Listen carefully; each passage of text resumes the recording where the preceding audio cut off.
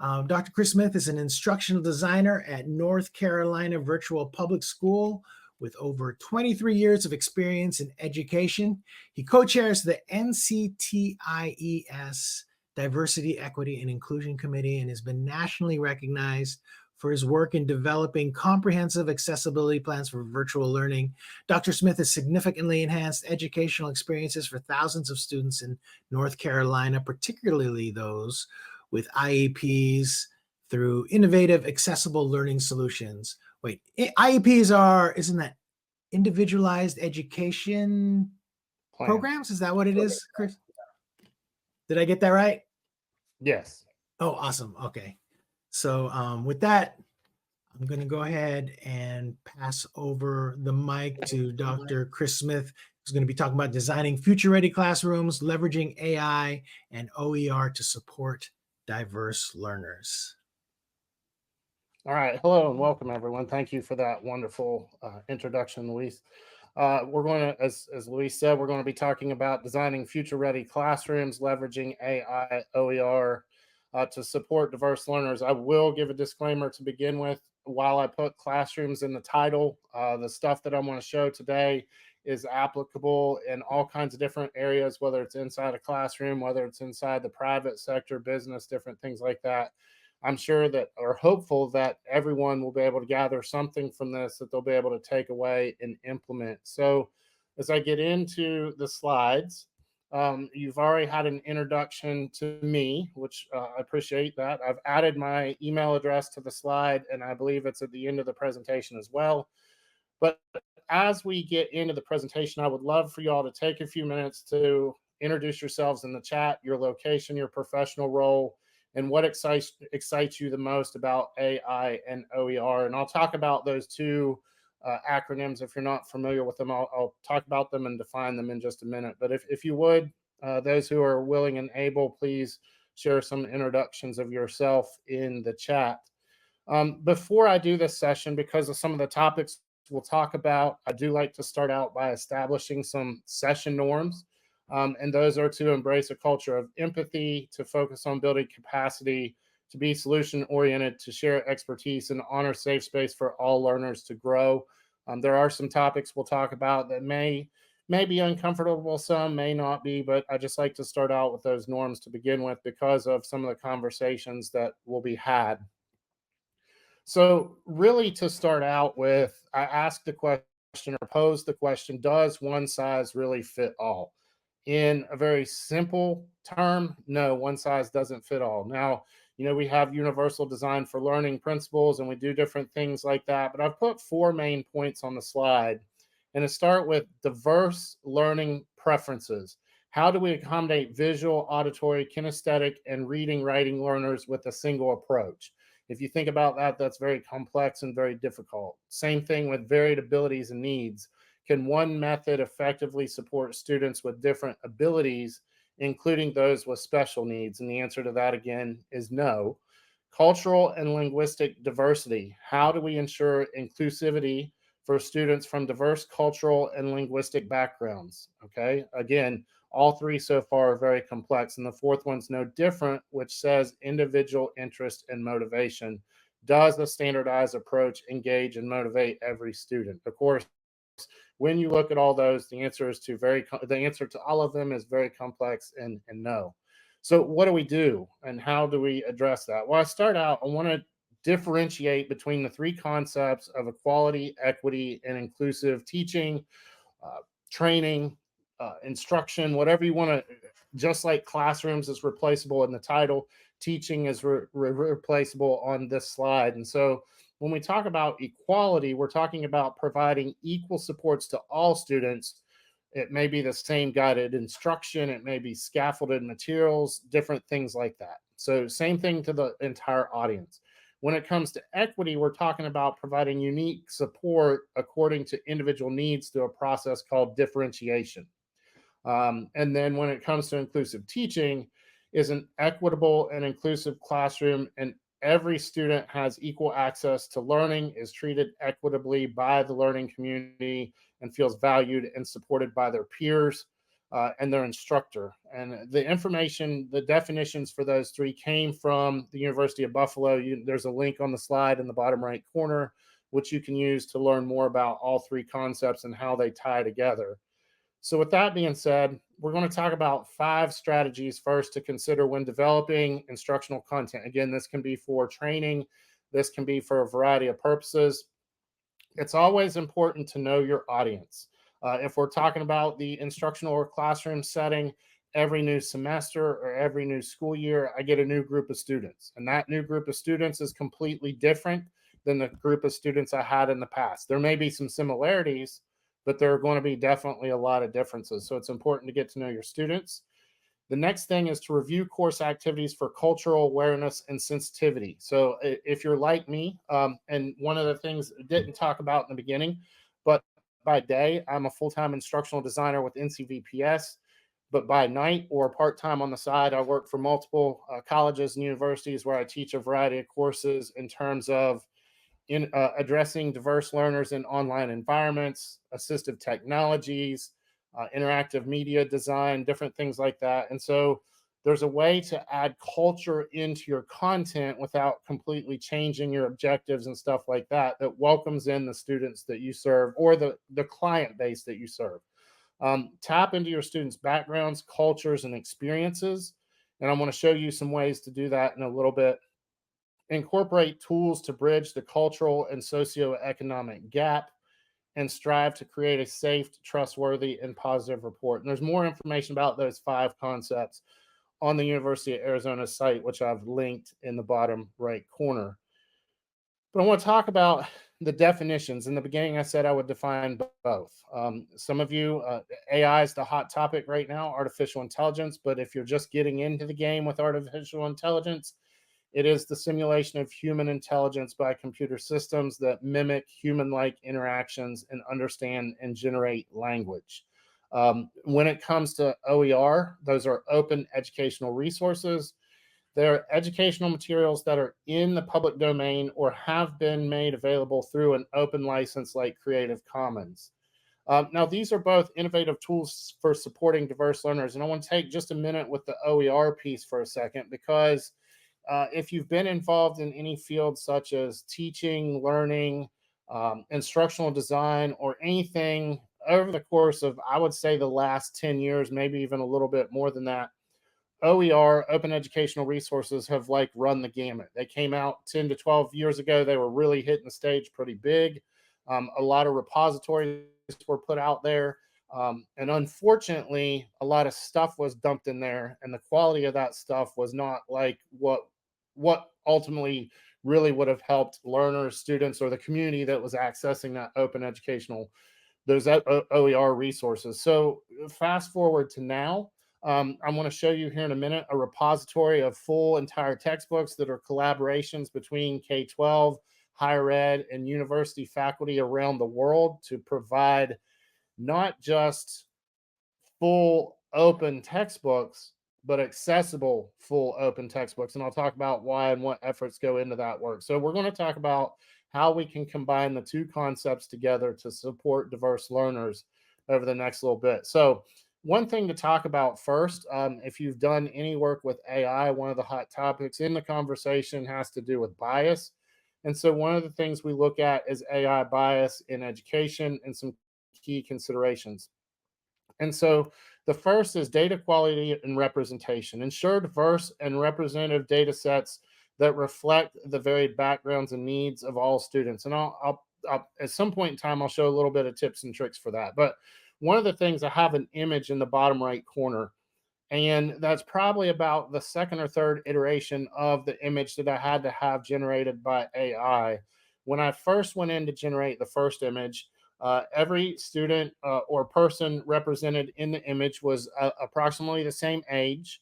And they were all white, and there was a very big lack of diversity in that image. And so I had to do some coaching in my prompting with AI to get that. And so that's one of the ways I kind of work around, work with addressing the bias. So I will at this point add the disclaimer that the AI tool that I choose to use, I have a pro licensed to ChatGPT. That's the one I use the most. There are a bunch of variety of tools out there. In today's session, I'm not going to go through what the tools are, what they do, and how to use them. These concepts can be applied across multiple AI tools, and so it is up to you to choose the tool. Coming from a more of a social sciences instructional design background, I'm more about the objective and the process more than I am about the tool. So I focus more on the process. So looking at the algorithm transparency, use transparent algorithms prompts. Like I teach in higher ed, I encourage my students to use AI in different ways. But in doing so, I require them to provide me with their prompt. I require them to provide me with the response. And then we work together and I teach about the coaching piece that goes back and forth between the AI tool and the student. And so that there's transparency in there between what's used and what comes out and what's displayed. And of course, now they don't use AI to do all their work, but for instance, I teach an interactive game design or an interactive animations course. And in those, one of the key pieces to the whole entire process is a good storyline. And so that storyline, if they took all the time they needed to develop that high quality storyline, that would take up all their time and they really wouldn't get to dig deep into like what the tools are and tips and tricks are to do the design piece. So I coach them on using the AI tools to create their diverse situations, which again, I want to show in some scenarios here in a little bit. And then they pull that in and I teach them how to use the tools and we apply the concepts. So sorry, I fast forwarded a little too quickly. There's always a need for human oversight. This is not something that you just drop in content, copy, paste, move on to the next thing. It's always important to maintain human oversight in AI decision making processes to catch and correct potential biases, but also make sure that information is accurate, other things like that. And then it requires continuous monitoring and evaluation. Implement continuous monitoring to detect and address biases as they emerge. So, one more slide, I believe, before we really get into some of the scenarios where I start to apply some of these concepts. Steps to achieve unbiased AI or some unbiased AI bias in education. I kind of repeated myself on that title there. But inclusive data collection, actually, I'm going to skip ahead because I meant to take that slide out for a minute.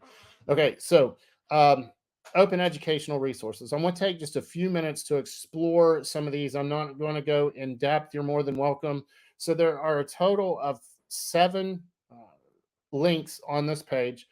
All of those links go to full free open textbook repositories. Now some of them, the Creative Commons license says that you can use it as is and you can't adapt anything. Others say you can take it and make it your own, different things like that. And each of them, some of them are more like business or CTE oriented, like if you're not familiar with that acronym, career technical education, that type thing. I know that like things like BCC Campus open textbooks at the bottom, I know they get into some of the arts, and I believe they even at one point in time, I think they had some like hair care and different courses like that. They have a variety. The one that I start out with and show as an example that I use in my presentations most is OpenStax, and some of you may be familiar with that, but I want to go into OpenStax for just a minute and show you a couple things about what I'm talking about. So I like to go to subjects and I like to go to science. Just this is where I go to start it out. And under science, I like to go into biology, and I'm just going to do regular uh, biology. And there's a reason for doing so. So on the left, I have a table of contents, and I can go down through the textbook and I can find chapters. And I'm just going to use the lesson on water as an example. And so when I go into the lesson on water, as you scroll down through the content, along the way, you're going to come into a variety of complex images. And so when you get to a variety of those complex images, many of them have a figure description in the form of a caption underneath. No, I don't want to update. But also, if you are familiar with how to determine if content has alternative text or not. So I want to pause with this conversation for just a minute. If you are in charge of procuring content in any way, whether it be for an educational setting, whether it be for a business or organization or anything like that, especially with the most recent updates to the Americans with Disabilities Act that came out in April of 2024, just a couple months ago, it is imperative that the online content you are providing to your clients, to your students, to whoever you serve meets federal accessibility requirements. And one of those that's written into that legislation or into that law is that of providing high quality alternative text for images, and alternative alt text. So if I right click on the image and I go to inspect, you're going to see a whole bunch of code on the screen. And you don't have to really worry about what all that code is because I right clicked on the image first. It highlights everything I need to know right in the center of the screen. And if I read the alternative text, it's different than what the caption is. So the alternative text is what a screen reader user, as they navigate the content and the screen reader comes to an image, that screen reader is going to read the alternative text as a description of a visual image to let the user know what's going on in the image. A caption is slightly different. Captions are used generally when there's a deeper explanation of a more complex image that everyone wholly would benefit for. The caption and the alternative text should never be the same because when they are, a screen reader is going to repeat both of those. But as I look at that alternative text, and I'm not going to read it all, but it says four molecules, water are shown with hydrogen bonds between them. The hydrogen bonds are dotted lines connecting and so forth. It already has details. So when these textbooks were designed, they were designed with the accessibility requirements in mind. So if I am looking to build my own biology course, whether I'm in a homeschool situation, I'm looking to teach my own children, or I work for an organization that does different things with sharing educational content, I now have a solid foundation. I have a digital textbook. All the text is readable by a screen reader. It has detailed alternative text, different things like that. Most of the videos, if you come across any, are going to have captions. I've not found any in the OpenStax that I've used. So in pretty much those repositories that I've added to the OER textbook slide, you're going to find a lot of those same things in place. So OER has come a long way since it began. And even though it started out with a bad rap to some people, it's a whole lot more valuable. So that gives you that strong foundation of where you can start with content. Because in my full-time job that I do as an instructional designer for North Carolina Virtual Public School, we write our own courses. We don't use textbooks. We build them from the ground up. We hire teachers to write the content, other teachers to review it, and then my team builds it out. And if you've ever been a part of that process, it is not something that's easy. It is not something that's quick, and it takes a lot of time. So, starting with the foundation of these OER resources, you're going to find a variety of textbooks. And the other thing that you can, when it comes to supporting diverse learners, the good thing is that you can find advanced versions of the textbooks and you can find traditional versions, and you can kind of create a mashup to where you can challenge those high flyers or academically gifted students that you're working with while serving the needs of other students in a classroom all at the same time.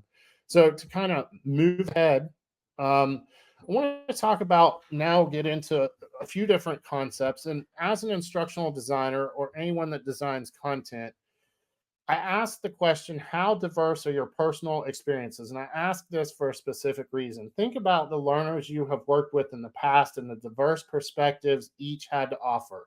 If you've not worked with learners, imagine going back to your days of being in a classroom of some kind, working on a degree of some kind, being in a group of training, different, the individuals around and the diverse perspectives they have to offer.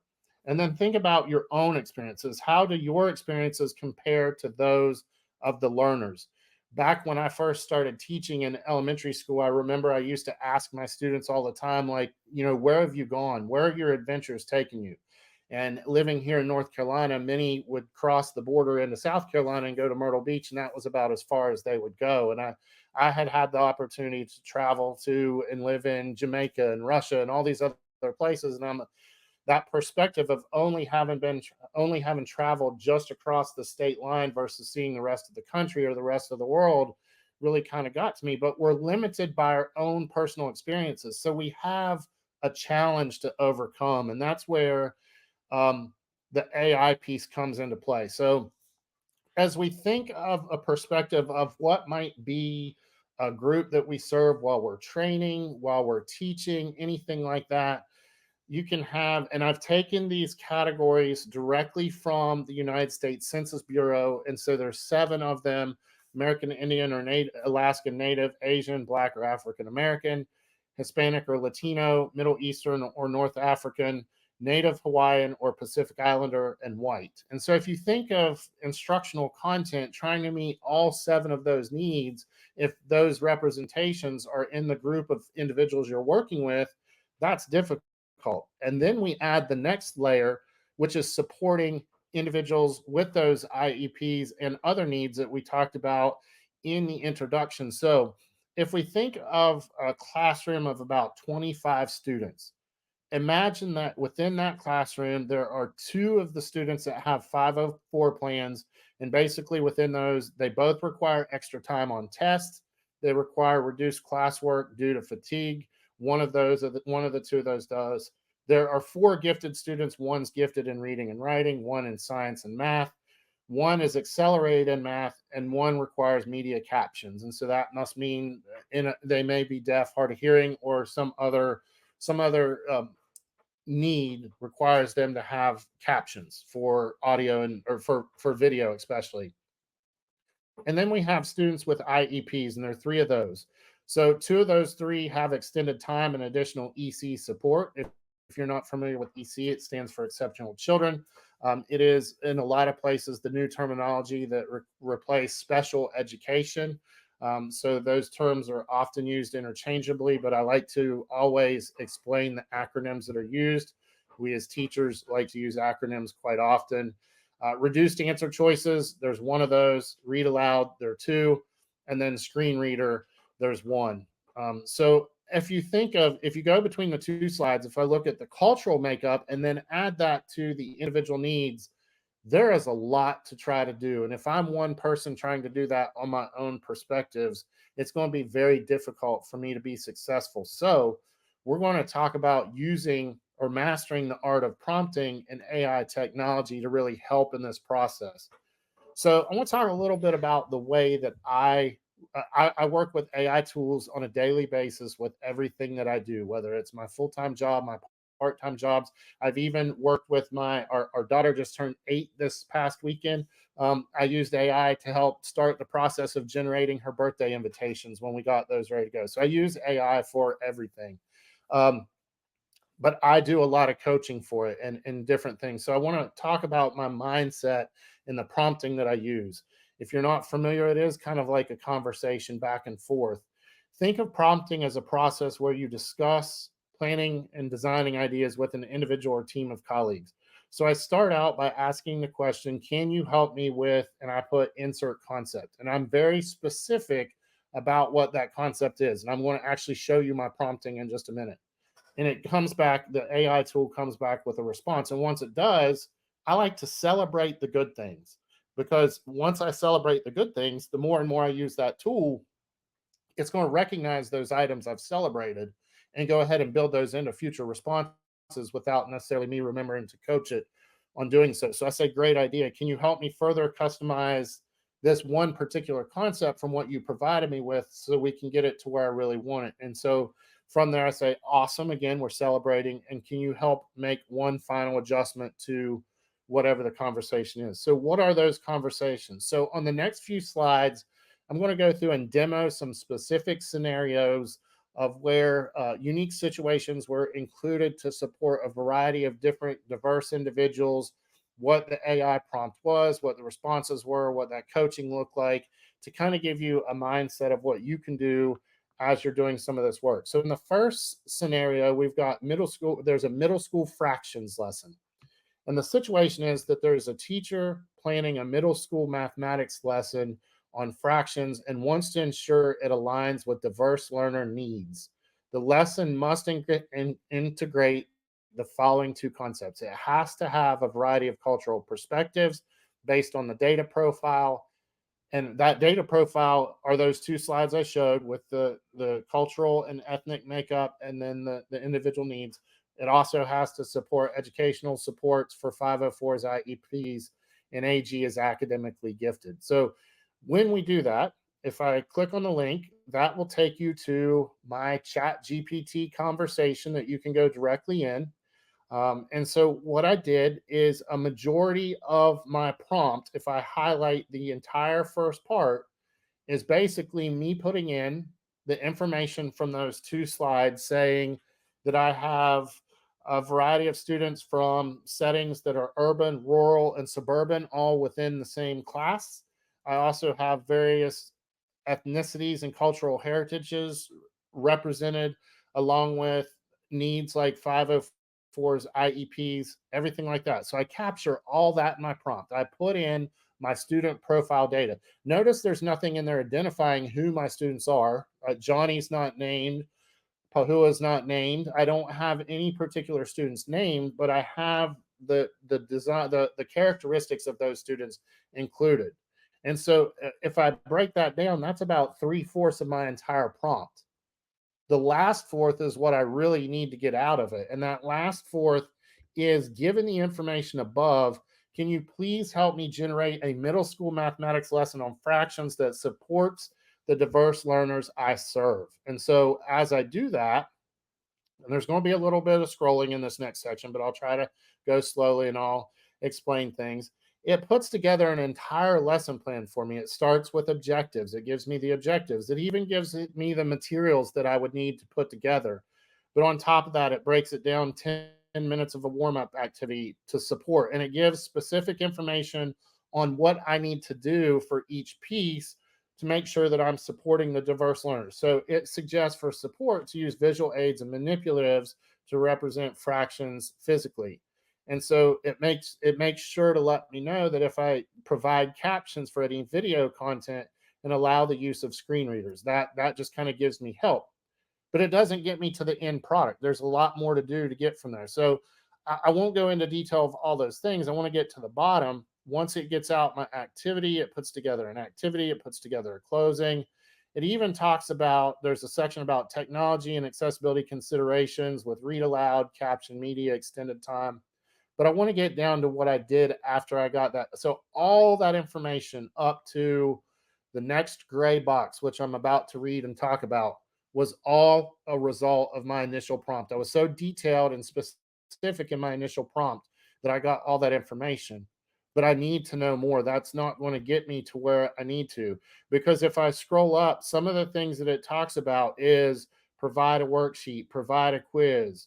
One of, like, the support for quick quiz talks about multiple choice, short answer, and so forth. So it tells me to get that, but I still need some help with how do I make sure that meets the needs of right now. That's just kind of coaching me on what I need. So I take my prompt, I celebrate the good things. I say, great, now can you generate possible worksheet and a quiz along with answer choices and correct incorrect feedback to go along with the lesson plan you just generated. And as I do that, I can scroll down and it's created a bunch of multiple choice or like complete the answer, work out the problem type questions. But again, where's the cultural aspect of everything that I've put in? It's not there yet. That's the part that's missing. So as I get to the bottom, it even provides an answer key. As I get to the bottom, um, again, I'm scrolling slowly, so I'm not trying to go too fast, but I add another prompt. Because one of the most complicated or complex pieces of math, if you've not been a math educator or anything like that, is when you apply the concepts in what we call word problems or story problems. And that's where your opportunity to add the cultural piece comes in. And so now I celebrate that. That's a great, in terms of a worksheet and a quiz and what I need to come up with, that's great. But now, can you create a series of word problems that are connected to the diverse backgrounds of the students shared in the original prompts that go along with the content of the lesson plan, worksheet, and quiz you generated. And so as I do that, now we get into, Maria's grandmother, who is from Mexico, has a traditional recipe for tamales. The recipe calls for 3/4. So I've got that cultural aspect now integrated into my work. I don't have to worry about coming up with names. I don't have to worry about coming up with scenarios or situations. Problem 2 talks about the Lunar New Year. Problem 3 talks about an urban area and a gardening project. If you go back to my prompt, all of those unique individuals, there's some kind of representation with them of them in my lesson that quickly. And so that prompting may have taken me 10 minutes. And now I have this entire lesson that I can integrate and welcome in all these different perspectives into my class. But I want to move along a little faster so I don't run out of time. You can use that same link to go back through and look at what came up to see my prompting. You're more than welcome to copy my prompting and use it and put your own scenarios in there, however you choose to do so. Please feel free. But let's talk about scenario 2, which is a high school English lesson. And in this one, a teacher is planning a high school English lesson on context clues and wants to ensure it all aligns with diverse learner needs. The lesson must, and I put in the same 2 bullet points, but I also added that I want sample reading passages included with what is coming up in the prompt. So again, I'll go into my prompting and my results for just a minute. Again, it starts out all the same. I just copied the same 3/4 of the original prompt without doing anything different. And then I added the unique piece about the English scenario to the bottom. And so it says the lesson should include reading passages that could be used with students to help teach the concepts, multiple reading passages on different reading levels, and that include different cultural backgrounds. So notice I ask it to give me reading passages for each of the levels in this prompt. I got more detailed in this prompt than I did with the math. So in the math, I just said, hey, this is the background of my students. This is their educational needs. But now let's go a step further and talk about different reading levels, all of that stuff. And as a result, what comes up, if I scroll through the lesson, I have information on below grade level, at grade level, above grade level. I have all of my differentiation already built into my lesson plan just based on my first prompt. I don't have to do a lot of the additional prompting. Now there's always room for improvement, and the sample passages that come up are very short, and I know that in an English course a lot of times you're going to have a lot longer prompts. You can work on the coaching to get there. I just wanted to get the concept down so that everyone could see it. But as we read some of those, we've got a Native American teacher represented, Native American teenager, sorry, speaking too fast, represented. We have a Hispanic family festival that's talked about. We have the Asian American identity and information built into those prompts. And then again, they're leveled and their questions and discussion topics. I get information about independent practice. I get information about discussions, assessments, all that stuff is already contained in there. And I didn't do any additional prompting with this. I just left it there because you can go different ways. And I left it open ended so you can experiment with that one if you want to see what it's like.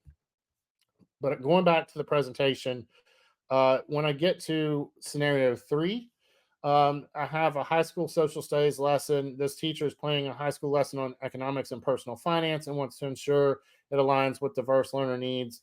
It must integrate the same 3 things. Notice that I'm repeating the concepts, but changing the last part as to what it brings up and gives me. And so there's some information in there in terms of like passages, basic finance. Again, I'm not going to go into details, but it gives me discussion questions, activities, role playing, and so forth. I want to fast forward a little bit because I want to get to a couple of the others that are different than what those opportunities are, especially scenario 4. So I'm going to give a little bit of background on scenario 4. Over the course of last year, one of the part-time opportunities I had was I was a senior instructional designer for the University of Denver's Graduate School of Social Work, Butler Family for Institutes, a very long thing. And basically, they were a grant funded organization that supported Center for Tribes. They worked with tribal communities across the country. They worked with early childhood and different things like that. And so one of the things that they did a lot of work with in their grants and the project I worked on had to do with child welfare placement. And so this is where some of that uncomfortable space can come in. And so what happened, they were doing a statewide training, multiple modules online available for the county attorneys across the Colorado state system on the whole entire process related to child welfare. And so in the first module, they tried to pull individuals representing state agencies across the state together to have them spend all their time writing out all these scenarios and situations and this whole entire script. And it took over 6 months to do so. And so once I got in and learned the process as they were getting ready to move to module two, I gave some of this information of, okay, now we looked at what it took to do this capacity wise and how much time it took. Now let's move over to the AI space and see what we can do. So the situation is we have a guardian ad litem who is presented with two choices for placement of a foster child, and that this whole entire lesson is connected to implicit bias. So the options are: option A is that the child can be placed with a larger family and many extracurricular activity opportunities. So they get sports and dance and music and cheerleading and have all those things in a larger family. Or they can go with option B, which is a much more smaller family, limited income, and also a key piece is the same ethnicity. And so, which of those choices do you make, and why do you make that choice? So, if I'm sitting down, I don't have the working knowledge to be able to even start providing any of the content that would go along with that prompt. But as I start to ask questions, as I go into the prompting, then you can kind of see. I said, can you create a scenario about guardian ad litem recommending home for a foster child? And I put those two scenarios in there, and it gives a whole entire backstory. It gives characters, it gives their situation. So I'm not picking out or pointing out a particular individual. If I'm looking at this and I see that there's some information that based on culture that I know to be incorrect, then I can go back. That's that bias piece that I talked about in the beginning. Then you can use prompting to make sure that you get that correct. It's very important, like especially when I'm doing something like the example on the screen, that I take time to review that in detail and make sure that all the information is coming out is accurate. I may need to reach out to someone and partner with someone to help me do that piece because I may not have what we refer to as the subject matter expert knowledge to be able to do that. But you review that, and so it comes up, and you can add. You can take this different ways. You can start to create scripts for videos. You can, do all kinds of different things that you can branch from that. But you have that base case there that you can use. And so moving forward, um, scenario 5, we have a teacher designing a lesson on various forms of architecture around the world.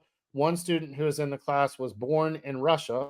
The teacher wants to incorporate Russian architecture into the lesson, but is unsure of how to describe the building. And so I've put an image on the right of an onion dome, one of their cathedrals. And so back a little bit ago, and I forgot to put in the personal story piece of you only have as many experiences as you've had on your own. If I escape out of it for a minute, I want to do that because I want to go back to that slide to talk about this real quick, and I'll jump forward. But I specifically put two images on the slide. Oop, I clicked the wrong thing. I specifically put two images on that slide.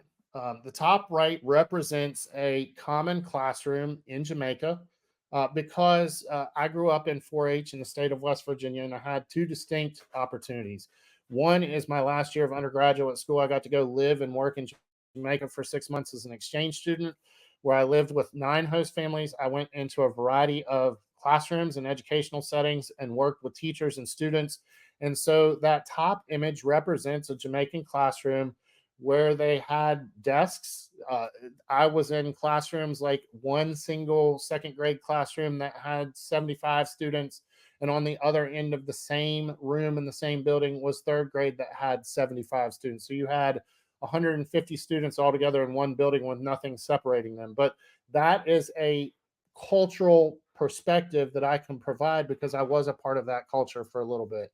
The bottom right image is the same one that's on the slide that I was getting ready to go over, which is a Russian cathedral. I also had the opportunity to host a Russian student for a couple weeks, and then I got to go over and stay with a Russian host family. And so I put those in there because those are perspectives that I have that would not normally have had it not been for the opportunities I was given. So if I go back again to where I was about to talk about scenario 5, I need to go over alt text. And so alt text for some when you're first getting into it of how to write alternative text or how to figure things out can be complicated and difficult till you get used to it. So in this situation, I've already talked about the Russian piece. So generating a prompt.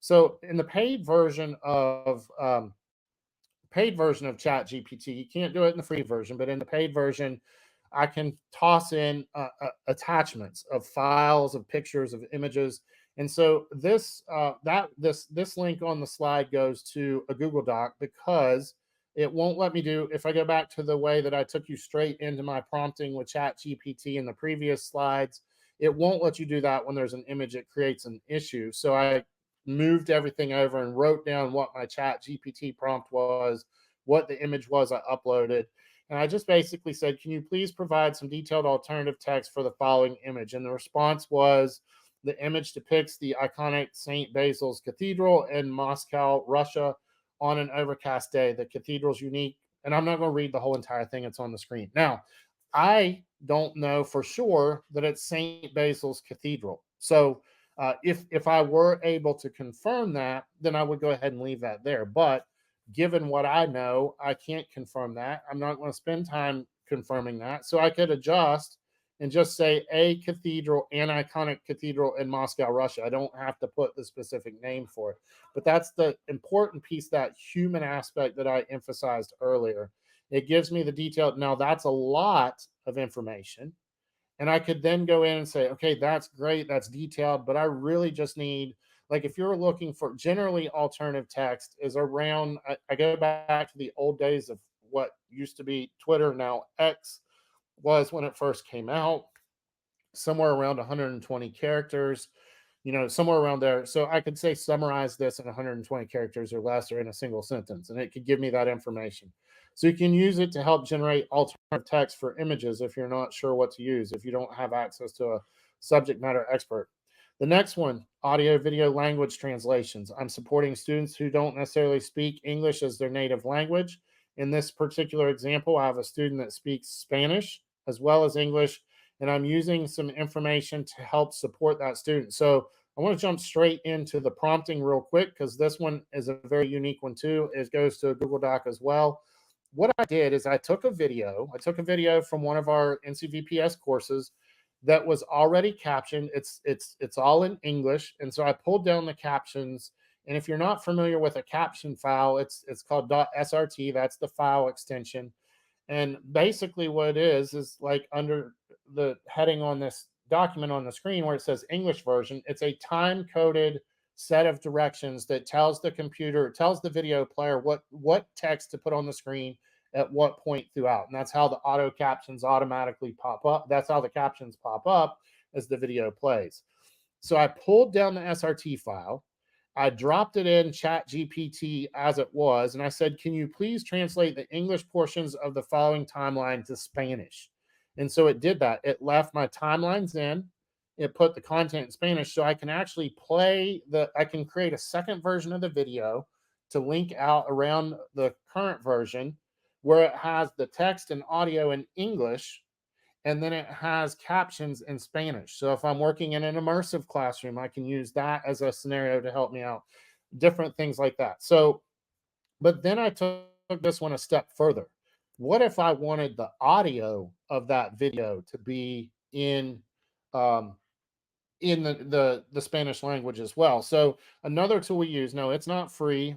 You get, if you sign up for an account, you get like 10 minutes free, and then there's paid after that. But Murph.ai is a tool, and what it is it's text to speech. And so many tools when they first came out in terms of text to speech sounded very computerized and other things like that. This has a variety of different languages available around the world, and then different individuals who speak those languages, different age groups, different genders. And what you do is you go in and you pick your narrator based on like characteristics you want, and AI uses their native voice to record your audio, and you can add it. And so I'll play it and hopefully it'll come across.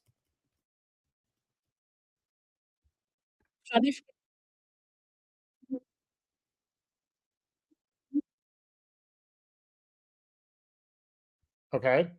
And so basically, what it was reading is it was not reading the time codes, but it was reading the 3 lines of text that were there. And so I could then take the audio file and use video editing software, sync it up, put it together, and now I've converted that video from English to Spanish. If you were to go through and do that on your own, it would take a lot of time. If you were to send it off to organizations like a 3Play Media or something like that that does that kind of work, it's going to cost you a lot of money. So there's an option to be able to do that to support another group of individuals. And of course, I'm going to try to move kind of quickly. I'm down to the last couple slides, and I don't know, we're winding out the hour. But the last one I want to talk about in terms of this type of scenario is writing an outline. And this is where, like, a lot of AI tools have age restrictions to where you either have to be 13 or older. At one point in time, I think Chat GPT, you had to be 18 or older. So it wasn't necessarily something you could use directly with your students, but teacher could use it and then have conversations back, like working with a student, where the teacher is the one using the AI tool. So um, before I go into this situation real quick, I want to add a little bit about my personal story. Again, personalize this a little bit more. I was always really strong in math, but when it came to anything in writing, I struggled. I struggled bad. When I went away to undergraduate school, I had to take a few courses before I could even get to college level English. And by the time I got to college level English, I walked in and I was about ready to walk out because I did not think I was going to be able to do it. And so writing was something I struggled with. Up to that point in undergrad, I'd always written personal narratives. I never really had to do anything. And all of a sudden, I was faced with comparing two huge novels I couldn't even pronounce the name of and didn't even know where to start. And so it was like I was frozen. And I literally started to walk out of class. And so there's teachers or there's students that fall into those scenarios. And so in this particular instance, a teacher has a student who struggles in writing due to being diagnosed with dyslexia and dysgraphia. Uh, Personal narrative writing essay has been assigned. How can AI support the student through the writing process? And so I basically put in an example of a prompt where the teacher helps, like, actually. The scenario that I envision here is I'm meeting with this student, and I want the student to just openly, they can type in a document. It doesn't have to be in the AI tool. Just tell me some important things about your life, what you've experienced, where you've been, what you've done. Just write it out. It doesn't have to be in complete sentences. It doesn't have to have correct punctuation. Just get me that information if you can. And if it even works better, I can use tools like text to speech built into, you can use that with Google Google Docs or Microsoft Word or different things like that, a text to speech feature. However, get that information from the student and then drop it in AI and say, can you help me write an outline of how I might start gathering these thoughts to be written in a meaningful way to create this final product? And so if we think about, I work in multiple education settings, and academic integrity is a huge issue. When I see something like this and the teacher coaching the student, to me, that's not an issue with academic integrity. That is a processing piece. Now the student is given the outline, and they then have to go back and they have to write out the original version. But maybe after that point, say that was a struggle and we got that. Now I can go back to the AI tool and have it help me through the next process and say, okay, let me take that student's paper, let me drop it in here, and let's see what kind of suggestions I can provide. And then let's see what kind of suggestions the AI tool provides. And we work back and forth to support that struggling individual in writing. And so, one last slide. Um, and actually, so I was going to talk about, I'll come back to this one in just a second. I want to show the last one. I was checking on this earlier. The link might not work if it, I'm trying to get it functioning properly. It's supposed to be a public Canvas course that you're able to enroll in. If it's not working this afternoon, I'll continue working on it and get the information to Luis to send out. But what I've done is I've taken 5 unique situations where I've taken sort of like what I've done so far. One student has a traumatic brain injury and they can only do so much, and so you have to use AI. Like, I've actually put course content in, whether it's biology, English, anything like that. And you have to work with the content. You have to modify the reading level for one of the items. You have to reduce answer choices for one of the items, all of those using AI. And that's available free for you to be able to use to see what some of those scenarios are. You're more than welcome to create some of your own scenarios. So if getting into it is not working with the public open, I'm going to work with our tech department to get that running. But as a closing thought to kind of get you, like, as we wrap up, one of the things that in an in-person setting or in a setting where we would have more time, we discussed more than 4 examples. I added some additional examples, so I need to change that number 4. But what kinds of things you can share in the chat? We've got just a couple minutes. If you have questions, you can go ahead and ask those now, and I'll answer those. But also, like, what kinds of scenarios do you envision taking the mindset of things I shared today? How do you think you might use it? Whether you're in an educational setting, whether you're an instructional designer in the business public world, what kind of thoughts do you have?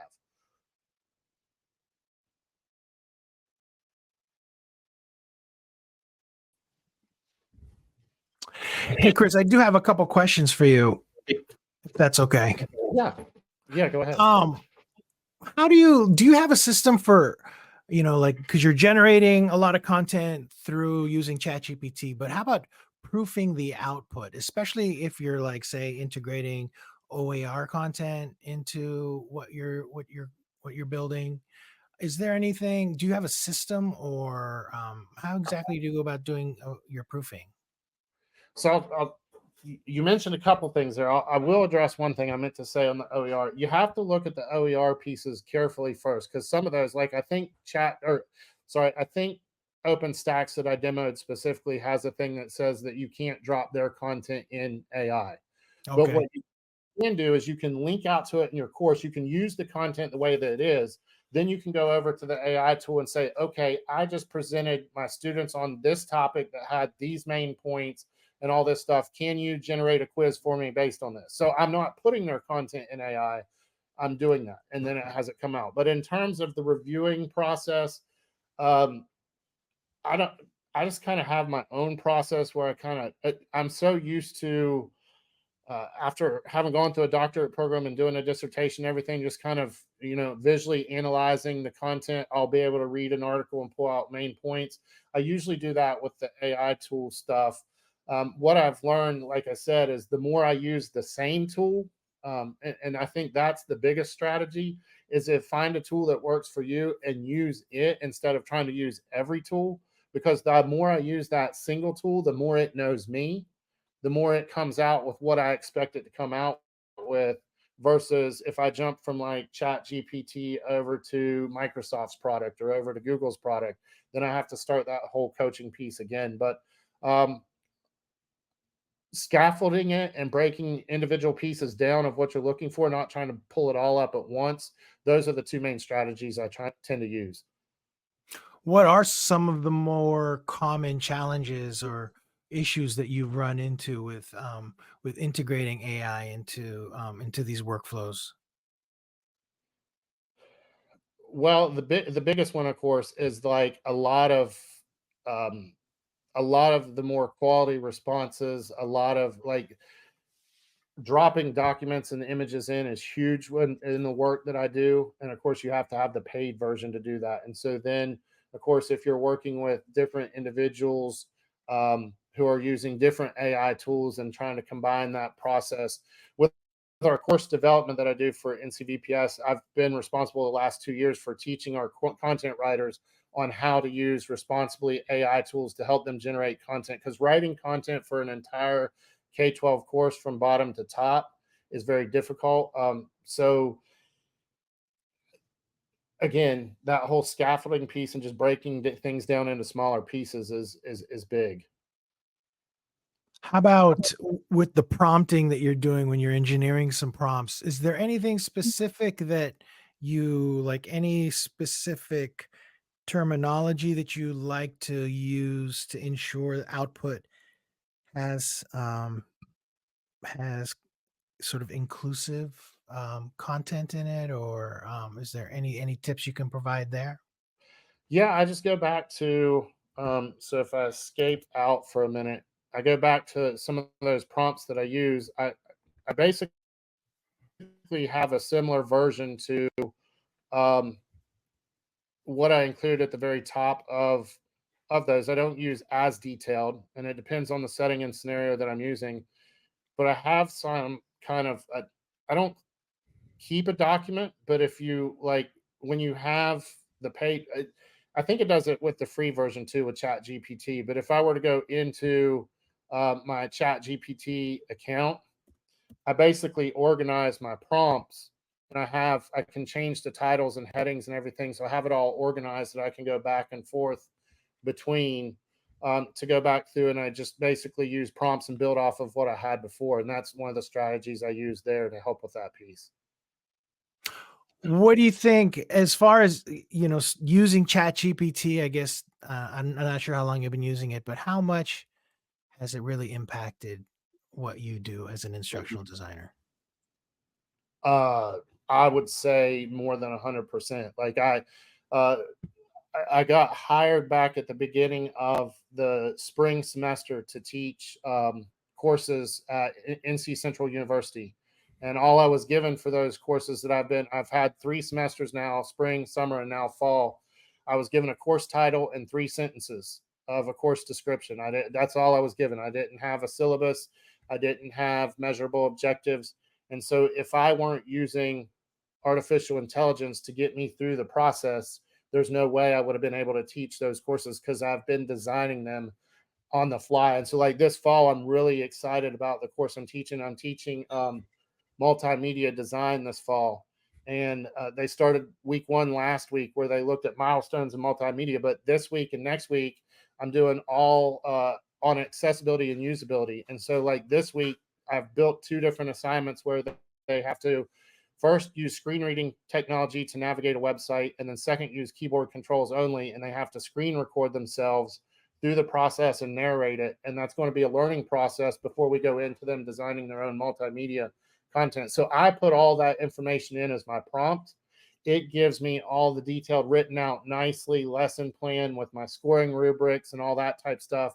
So it saves me so much time on that. I just come up with the idea of what I want, and then I use AI to get all the small details that saves me so much time. Contrast that to what you would have done before Chat GPT. How would you have gone about solving that problem? I would not have had so many different opportunities in the course. They would have all been very similar from one course to the next. Um, the content would have been a lot more basic.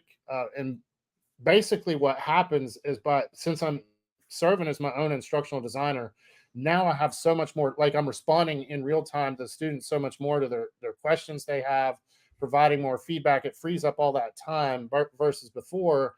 I didn't really have the time to support the students because I was so busy trying to think of the ideas and write out everything. And I'm a perfectionist in a lot of ways when it comes to that. So I'll spend a lot more time than I really needed to, but I would get caught up and fall behind in other areas. Nice. Okay. I know we're butting up on time, but one last question. Your your skills in using AI, and specifically you use ChatGPT, like what kind of resources did you go to be able to learn how to effectively use ChatGPT? So I'm a trial by error person. I grew up years ago. My family got their first computer as a Commodore 64, and I used to write code on that thing and try to get games to work and everything else like that. So I've always been trial by error. I have a couple books that I've recently got that I'm looking through. I'm actually going to be doing a book study on one of them with my full time organization. So I just got a copy of it the other day. I'm not sure if I can get it out, but it's I'll put the titles in and share the information. But it's by Dee Lanier and Ken Shelton, who are very well known diversity, equity, and inclusion speakers across North Carolina and the country.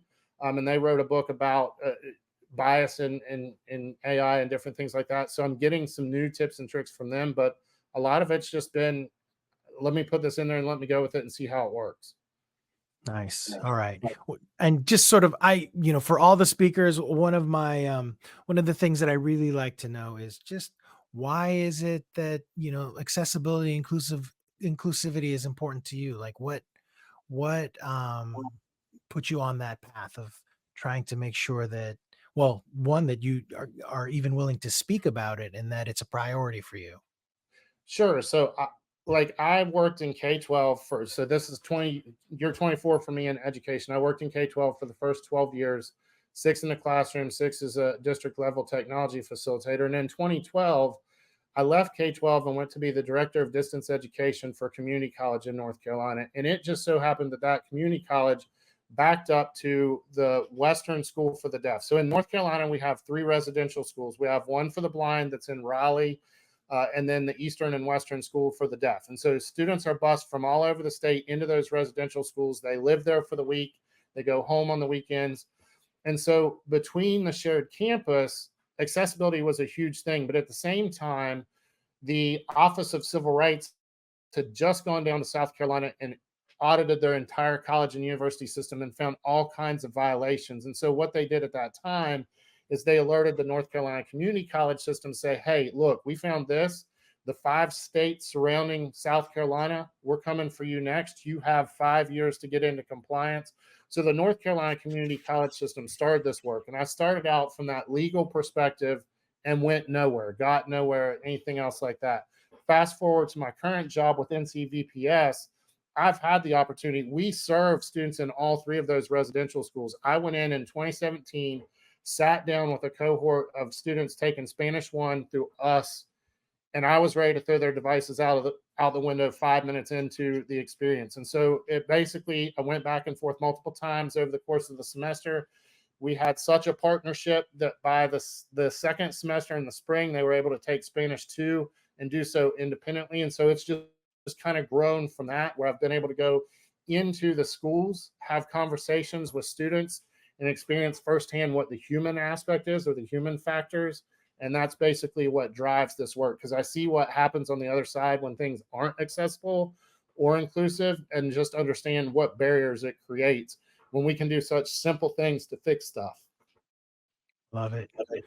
Excellent, Chris. Gosh, thank you so much. You spent more than an hour of your day sharing with us, and I really do appreciate that.